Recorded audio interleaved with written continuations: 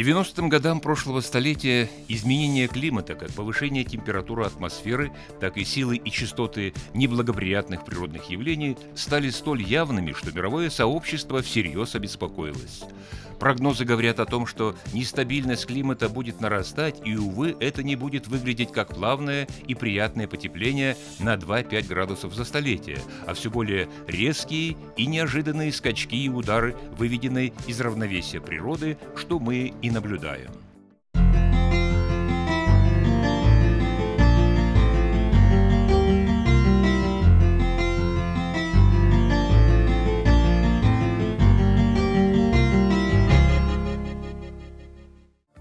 Первенство проблемы, изменение климата среди других глобальных экологических проблем обусловлено колоссальными издержками, которые уже оплачиваются человечеством в результате резкого увеличения числа и масштаба разного рода стихийных бедствий.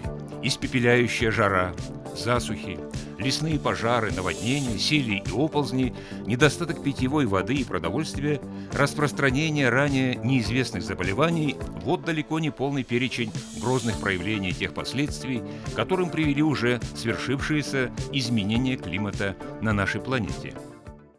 Мировое сообщество, научное имеется в виду, большей частью уверено в том, что резкий рост природных катаклизмов, связанных с погодными условиями, объясняется именно изменением климата. Что будет с природными катаклизмами? Мы сейчас как раз проводим работу по возможности прогноза увеличения различных климатических чрезвычайных ситуаций. Те, которые касаются в первую очередь нашей республики, это сели, лавины, оползни, прорывы высокогорных озер и так далее. Сейчас мы получили такие предварительные результаты, которые показывают, что да, действительно, могут возрастать частота, сила этих явлений. За 200 миллионов лет климат на Земле непрерывно менялся, но никогда это не происходило столь быстро, как сейчас. Временами климат был то теплее, то холоднее, чем в наши дни. Но поскольку он изменялся гораздо медленнее, нарушения баланса климатической системы не возникали. Почему в нынешнем столетии эта проблема приобретает все более глобальные масштабы? Солнечные лучи нагревают Землю, а земная поверхность отражает излучение обратно в атмосферу. Природные парниковые газы поглощают излучение и возвращают его назад на Землю. Это называется естественным парниковым эффектом. Человеческая деятельность еще более увеличивает количество парниковых газов в атмосфере, все больше тепла возвращается на Землю, и температура растет. За последние десятилетия в атмосфере планеты концентрация углекислого газа выросла на треть, метана в 2,5 раза, а до середины прошлого века их на Земле вовсе не было. Это очень серьезное изменение химического состава атмосферы. Источники выбросов – энергетика, сельское хозяйство, выработка метана, транспорт, утилизация бытовых отходов, утечки на газотрубопроводах. Воздействие парниковых газов на природу непрерывно возрастает. Еще один из факторов – это промышленная вырубка человеком лесных природных систем, а именно они регулируют концентрацию углекислого газа в атмосфере. Ситуация в Кыргызстане с выбросами парниковых газов следующая. Основной сектор, который выбрасывает парниковые газы, это, естественно, энергетика, как везде в мире. Но понятие сектора энергетика по рамочной конвенции несколько шире. И вот фактически в него входят все основные источники. Это теплоэнергетический комплекс наш, то есть ТЭЦ, котельные. Это треть практически всех выбросов. Второй сектор крупный – транспорт. Опять-таки такой же примерно объем. И третий такого же примерно объема подсектор, так скажем, это коммунальное хозяйство. Какие еще сектора у нас? Это сельское хозяйство, это размещение отходов, это одна из самых больных тем. Во-первых, они, конечно, занимают огромную площадь, все знают наши полигоны. И с другой стороны, гниение этих отходов, оно вызывает образование метана, если их не перерабатывать. Главный парниковый газ – это углекислый газ. Он в основном выбрасывается в атмосферу при сжигании ископаемого топлива – угля, нефти, газа. Сейчас человечество за день сжигает столько топлива, сколько его образовывалось в природе за тысячи лет. Главным источником сокращения выбросов парниковых газов, безусловно, является солнечная энергия. Сами себе представьте, либо мы топим печь дровами или углем, или мы ставим солнечные батареи, нагреваем тем же самым образом воду, но выбросов никаких не происходит. Это первая возможность. Вторая возможность – это то, что есть так называемые биогазовые технологии. Мы навоз животных перерабатываем в специальных устройствах, называемых метантенкой или биогазовые установки, и выделяется газ метан, который мы используем потом для сжигания или приготовления пищи, обогрева зданий и так далее.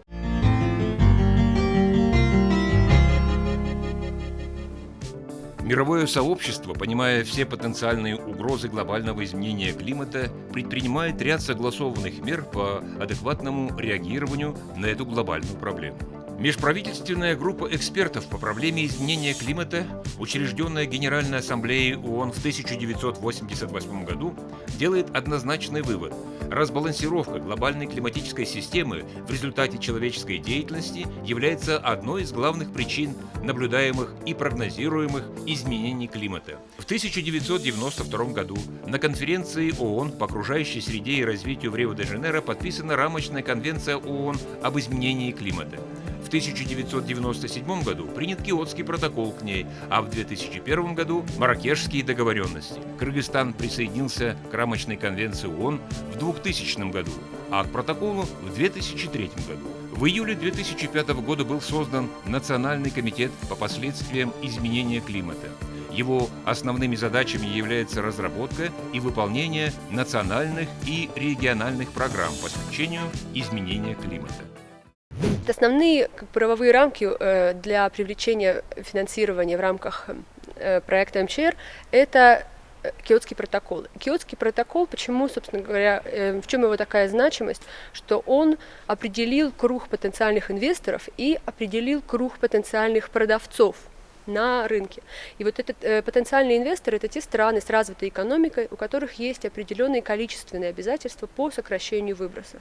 С другой стороны, Киотский протокол также определил круг потенциальных продавцов этих сокращений. Это те страны с развивающейся экономикой, а также страны с переходной экономикой, как Кыргызстан, которые посредством реализации проектов, которые направлены на сокращение выбросов, могут привлечь дополнительное финансирование с развитых рынков. Существует большой потенциал по сокращению выбросов, и в первую очередь в секторе электроэнергетики, потому что это тот сектор, который был развит на территории Кыргызстана еще в советские годы и, соответственно, сопряжен с большой долей энергонеэффективности, с большим удельной долей выбросов парниковых газов, и поэтому реализация проектов в области возобновляемой энергетики, а также повышение энергоэффективности в этом секторе, она сопряжена с большим объемом сокращения выбросов парниковых газов, а значит, может привлечь достаточное финансирование. МЧР-инвесторы, они вкладывают деньги в конкретные проекты. Это могут быть проекты по энергоэффективности, это могут быть проекты по возобновляемой энергетике, это могут быть проекты по лесу.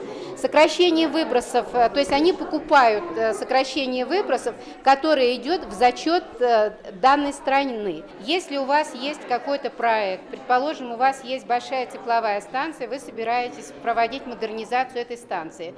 Модернизация направлена на сокращение выбросов парниковых газов, и это сокращение выбросов парниковых газов, оно может быть продано МЧР-инвестору. То есть вы получаете дополнительный источник доходов. Этот источник доходов называется углеродным финансированием, углеродными доходами. И участвуя в таких проектах, вы повышаете финансовую жизнеспособность проектов, ну, например, таких проектов, как возобновляемая энергетика. Это, опять же, экологическое соглашение, оно направлено на внедрение чистых технологий, оно направлено на устойчивое развитие государства. И в конце концов мы все живем, хотя мы очень горды о том, что у нас есть свои энергоресурсы, у нас есть нефть, у нас есть газ в Центральной Азии, но все это имеет конец.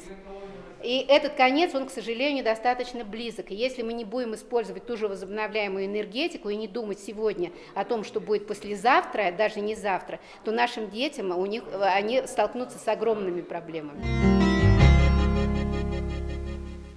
Экономические выгоды для нашей страны представляют собой возможность привлечения инвестиций в виде реализации проектов по механизму чистого развития. А для этого сегодня у республики есть очень много возможностей. Сейчас начинается работа в этом новом для всех направлении. Первая ласточка в осуществлении МЧР-проектов это является меморандум о сотрудничестве здания. То есть мы на государственном уровне помогаем друг другу выполнять МЧР-проекты. Наверное, следует ожидать меморандума и с другими странами. Хотя, конечно, сам статус Киотского протокола позволяет непосредственно с любой организацией связываться, даже частной на Западе. Но, тем не менее, помощь страны всегда полезна, хотя бы с точки зрения экспертов, квалифицированных и так далее.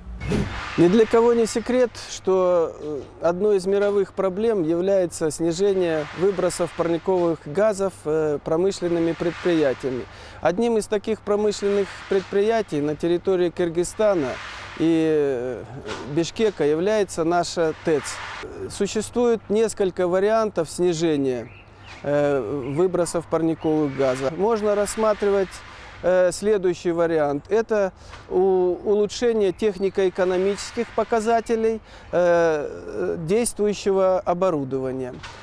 Если какие-то работы будут проводиться по линии механизма чистого развития, то мы будем только идти навстречу и содействовать в осуществлении вот этих проектов.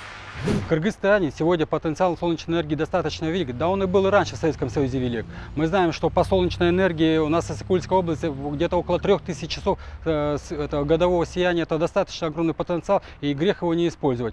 В Чуйской долине мы сейчас попытались развивать несколько проектов по солнечной энергетике. Это, в частности, солнечные коллектора, солнечные печи, солнечные сушилки, которые нашли свое применение в нашей республике и сейчас пользуются большим спросом у населения. У нас имеются отдаленные регионы в Кыргызской республике, и использование альтернативных источников энергии, в том числе и солнечной энергии, было бы весомым подспорьем в экономике местных хозяйств. Возможности этой установки ежесуточно получать до 560 кубометров газа и около 10 тонн высокоэффективных экологически чистых удобрений. Нашим фондом построены более 20 по Чуйской и Иссык-Кульской долине более 20 таких биогазовых установок различной мощности, различных типов, которые уже в настоящее время могут вырабатывать в год до 2 миллионов кубометров биогаза и около 70 тысяч удобрений.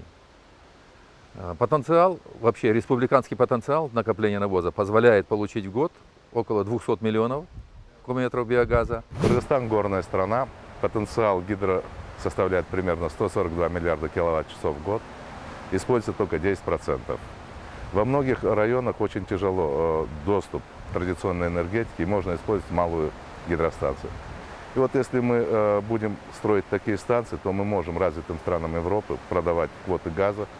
Такая станция, как вот этот каскад, 30 мегаватт, если она будет продавать всю энергию в Казахстан, то в год ей будут выплачивать примерно $1,5 миллиона.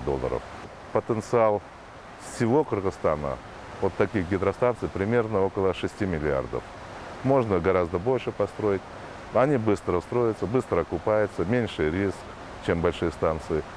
Механизм чистого развития потенциально может стать окном возможностей для привлечения столь необходимых стране инвестиций, а также передачи технологий для достижения целей устойчивого развития. Конечно, Кыргызстан может извлечь значительные выгоды из Киотского протокола, но при бездействии в реализации возможностей по Киотскому протоколу все возможные выгоды будут упущены. Необходимо разрабатывать проекты по альтернативной энергетике и использовать МЧР для привлечения дополнительных инвестиций. Это будет способствовать экономическому развитию отдаленных населенных пунктов, поможет в экономии ископаемого топлива, защитит лесонасаждения от вырубок. Выгоды, ожидаемые от ратификации Киотского протокола, не придут сами по себе. Для их получения необходимы активные действия.